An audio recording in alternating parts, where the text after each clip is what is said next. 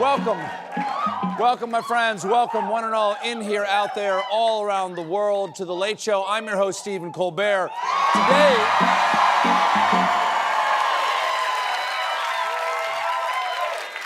Today, ladies and gentlemen, the war in Iran reached day 69. Nice. And terrible.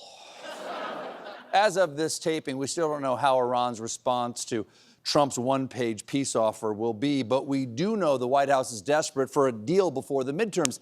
In a recent poll, more than 8 in 10 Americans said struggles at the gas pump are putting strain on their finances, while the other 2 Americans couldn't talk right now because they were busy sucking gas out of their neighbor's Subaru.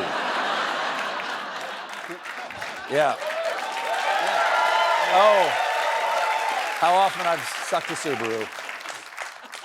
Businesses are also being hurt. Today, we got a warning that continued supply chain disruptions could push costs higher from the CEO of McDonald's. Yeah.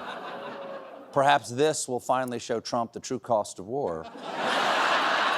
Because this man did not work hard enough for peace, he could lose his 10-piece. So folks are feeling the pain.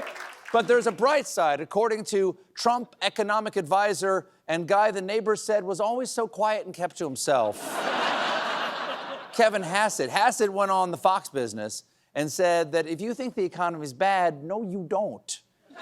Why? Because credit cards. I had the head of one of the big 5 banks in my office yesterday going through the credit card data, and just as Secretary Bessent said, credit card spending is through the roof. Yes, things are great. Credit card spending is through the roof. Bottle collection has become very popular. Sales of scratchers have skyrocketed, and there's never been a better time to start a career as a bus station gigolo. One way that Trump has tried to downplay the war is to call it anything but a war. Yesterday, at a White House event celebrating Mother's Day, Trump trotted out a new euphemism. We're in I call it a skirmish. Because that's what it is. It's a skirmish. Yeah, it's just a little skirmish. No big deal. America gets in lots of fights with cute names. In fact, my uncle never came home from the Korean hullabaloo. Trump also talked a little bit about the skirmish on drugs. Drug traffic coming into our country is way down, and by ocean, by the water, you know, a lot of people say, what do you mean by sea? Is it sea, like vision? No, it's the S-E-A. Okay. I guess it is good to always be clear about what you mean. That's why Paul Revere famously said, 1 if by land, 2 if by sea. Now, a lot of people say, what do you mean by sea? Is it like vision? No, it's sea, S-E-A. Oops, the British are here. Now, a lot of people say, is it here like hearing? No, it's here like H-E-R-E. And I died. Not D-Y-E-D, but D-I-E-D. Did that come across real fast? All right.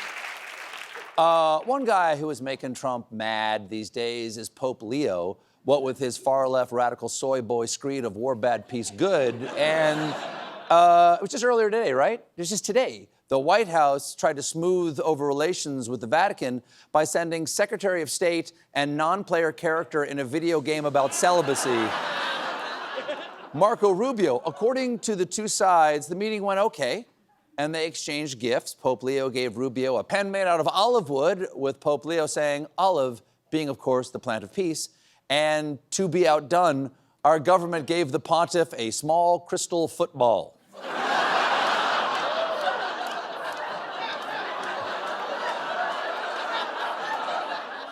I smell re-gift. Pope, they got it with their Sports Illustrated. It came with their Sports Illustrated subscription. Yeah. Pope Leo, he likes to have fun. He's a fun pope, and that goes for the people around him. For instance, the other day, he swore in the Swiss Guard, the original Insane Clown Posse. And at the ceremony, the Guard band treated him to an American classic.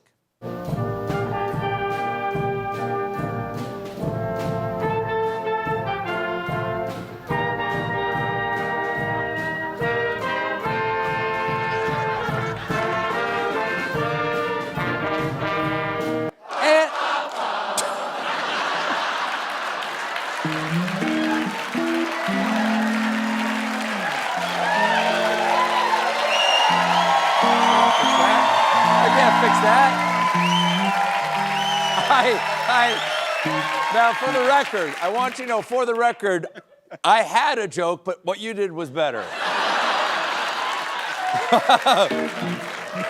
You want to hear what my joke was? And with you. Far be it from me. Yeah, we're a little long, I'm guessing. Far be it from me to offer advice, but if I were the Catholic Church, I would avoid playing any song that includes the lyrics, touching me, touching you. Elsewhere. Thank you. Elsewhere in the administration, there's news about FBI director and mannequin they used to display the glass eyeballs, Kash Patel. Last month, The Atlantic dropped an expose about Patel's alleged massive drinking problem. And according to The Atlantic, the FBI is now launching a criminal leak investigation into the journalist who wrote that article. Coincidentally, also what Patel says after he's had a few beers, I gotta go take a criminal leak. That was my Kash Patel impression. I've been working on it for months. Of all the ways the Trump administration has weaponized the Justice Department, this has got to be the dumbest. Keep in mind, leak investigations are supposed to be for officials who may have disclosed state secrets or classified documents. But here, they're going after a reporter for writing about a drinking problem we all can see. Allegedly.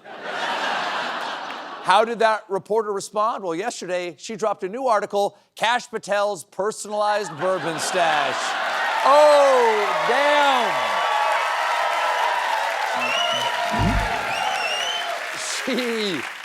She done doubled down. I'll tell you what that FBI investigation is not going to find her in possession of, a single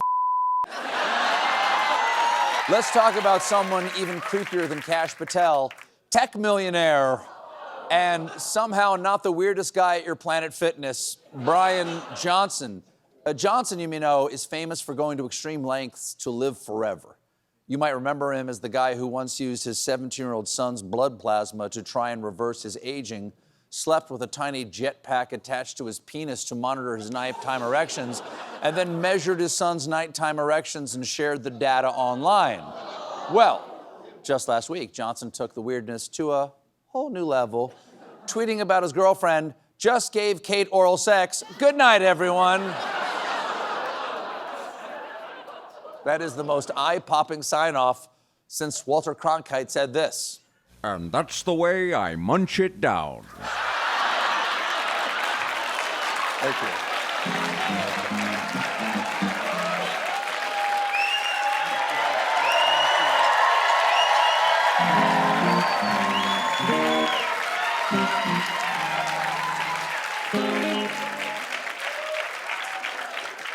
Johnson then proceeded to share a screenshot of this chart, which is his girlfriend's vaginal health report or the price of crude oil, proclaiming 100 out of 100 score, top 1% of all vaginas.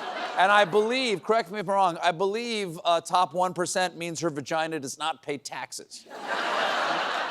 So, what makes this the Amex Platinum Delta One Sky Lounge of vaginas? Well, according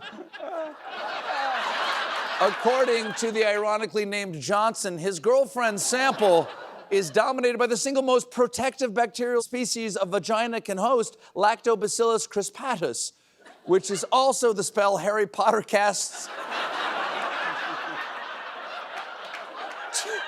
to get rid of UTIs.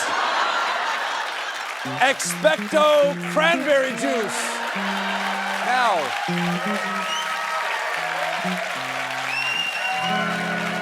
what, 7 more? 7 more shows. Something like that? For her part, Johnson's girlfriend didn't seem to mind, posting, I know this seems unhinged, but oral sex isn't talked about enough. Perhaps, but it does raise the question, where is the right place to talk about oral sex? Thank you all for coming.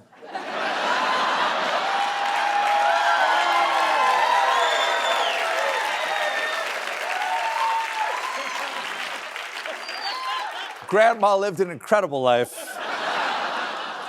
And she died doing what she loved. Clearly, there's more monologue. We still have more. Clearly, the internet. Clearly. Impossible. There's no show tonight. None of this can be broadcast. Clearly, the internet is a tough place for children. As a result, a few months ago, the UK government began requiring stronger age checks under the Online Safety Act. But now, kids say they can beat age checks by drawing on a fake mustache.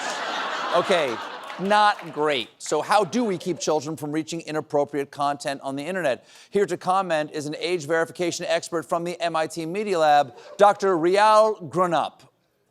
Thank you. Thank you so much. Thank you so much for being here, Dr. Grunup. My pleasure, Stephen. Dr. Grunup, can a simple mustache really fool complicated AI software into thinking a child is a man? Come on, Steve. That's impossible. And I should know because I'm an actual adult man. Yeah, me too. Well, that's good enough for me. Thank you, Dr. Grunup. While I have you here, Stephen, can you take me to the corner store and buy me beer? Why do you want me to buy you beer? I forgot my ID at home. Hold on. I'm beginning to suspect you are a kid with a drawn-on mustache. No, I'm very old. I could prove it. How? I watched The Late Show on CBS. Dr. Grunup, everybody. Thank you, Doctor. We got a great show for you tonight. My guest is John Krasinski, but when we come back, Hollywood stars team up with kids to save late night.